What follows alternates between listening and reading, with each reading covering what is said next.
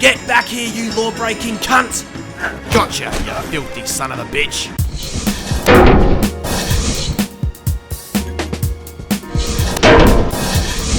Well, it's that time of year again, and Rockstar have unleashed yet another annual blockbuster, and this year, it's LA Noire. LA Noire was developed by Australian developer team Bondi in Sydney, and I emphasise this because like many other Aussie gamers out there, I can't help but feel slightly patriotic about such a big game being made in Australia. But enough of my patriotic ramblings, I'm sure you're all eager to learn what I thought of this one. Well, let's get to it. Released on the 19th of May for the PS3 and the Xbox 360, this is LA Noire.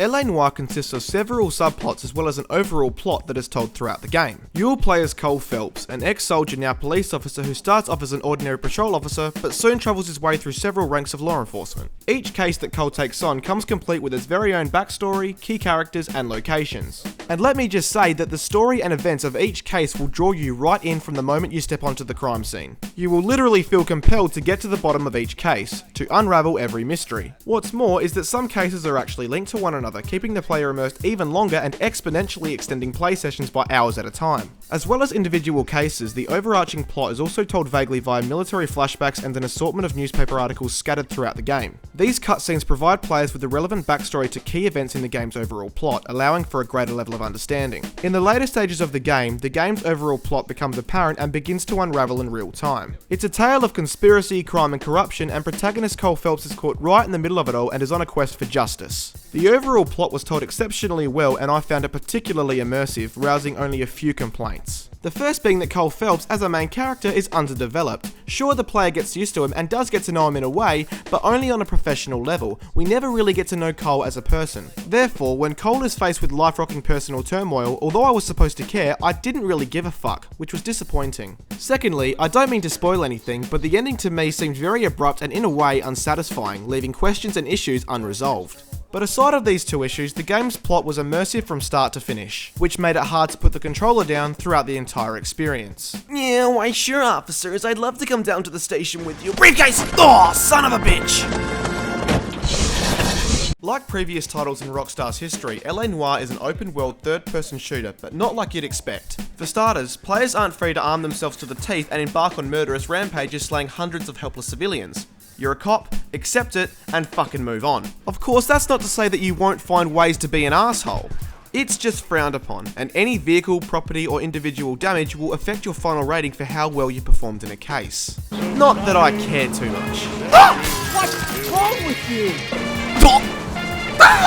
Although there do exist action-orientated segments in LA Noire, the primary focus is on detective work and therefore you'll be scouring crime scenes and other important locations for clues, interviewing witnesses and interrogating suspects to solve each and every case. Now this may sound slow and boring, but believe me, it's far from it. Searching for evidence and questioning people is done so well in LA Noire that you won't even notice the absence of the action sequences. At every important location within each case, players are tasked with looking around for possible clues. In each of these situations, Cole can pick up and examine a variety of different objects. It is here that you'll notice the massive attention to even the tiniest detail, with Cole being able to read torn or faded labels, letters, and even serial numbers off weapons.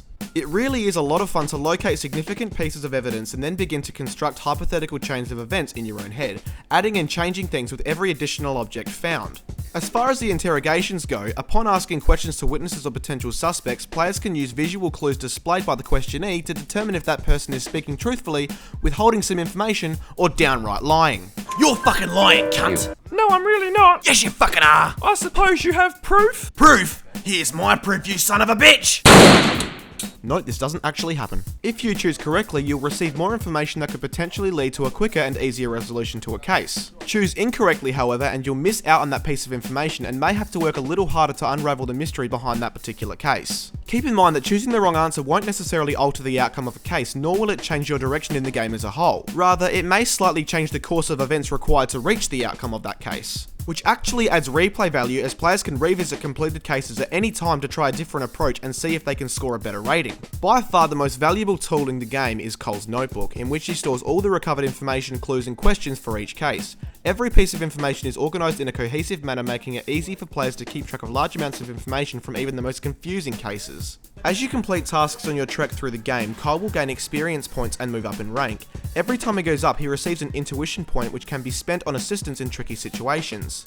be it to reveal all clues at a crime scene that may be hard to spot, or to assist you in questioning elusive suspects that won't give you a straight answer. One thing I learned in LA Noire is that not all is as it seems, and the intuition points certainly help you when you need them. Because the game primarily revolves around investigation, the incorporated action scenes in which you're either chasing a fleeing perpetrator, either on foot or in a vehicle, involved in a gunfight or fistfight, feel much more relevant to the situation you're finding yourself in, and therefore much more fun. As well as the story cases, players will randomly be given the opportunity to respond to emergency calls via the police radio and resolve numerous street crimes throughout the game. These are just more of the aforementioned action sequences experienced in the main story, and will range from preventing petty crimes like minor theft and public indecency to more serious offences such as armed robberies, gang disputes, and hostage situations. These side quests are certainly good fun, but after a while you'll likely find yourself ignoring them in favour of an important case. Or simply because you'll respond to one only to realise it's on the other fucking side of Los Angeles in the completely opposite direction to where you're heading. In fact, because LA is so expansive, travel time is a large factor, and you'll soon find yourself using your partner as a chauffeur and warping to the next location.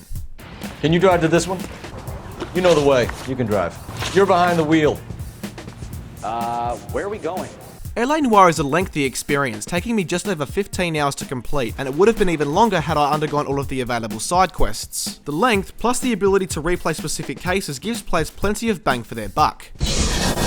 The setting of 1940s Los Angeles has been faithfully recreated in LA Noire, and it looks fantastic. The game features an exceptional level of detail, particularly when it comes to important locations, but Los Angeles as a whole looks great as well. The character modelling is the game's biggest asset visually, with exquisite facial animation and detail never before seen in a video game. Team Bondi utilised a new technology known as motion scan to capture the real-life movements of professional actors with 32 cameras surrounding them. Needless to say, the acting by all involved was fantastic. The game delivered and maintained that noir atmosphere developers were going for via the featuring of dark and grimy locations, cutscenes, and that really intriguing way that each case was introduced. The game's overall soundtrack and audio cues were also a very nice touch. There were a few issues that I encountered throughout the game, however. I experienced minor frame rate drops, the odd texture pop-in, and other rare and momentary flaws throughout my time with LA Noire. The game also crashed on one occasion and I was forced to restart. But this was a small inconvenience due to the game's regular checkpoint saves, and the aforementioned problems occurred very rarely to the point that some may not even notice. Come on, closer and I'm gonna kill this. In summary, LA Noire is definitely yet another awesome game that Rockstar can put its label to. But that being said, if you're looking for your run-of-the-mill, gunslinging open world affair, you're not going to find it here. Instead, Rockstar and Team Bondi have provided players with something completely different, and if you're prepared to give it a go, you'll soon find yourself pulled right into the world of LA Noire. Put the weapon down now. Help me, officer! Fuck! Missed!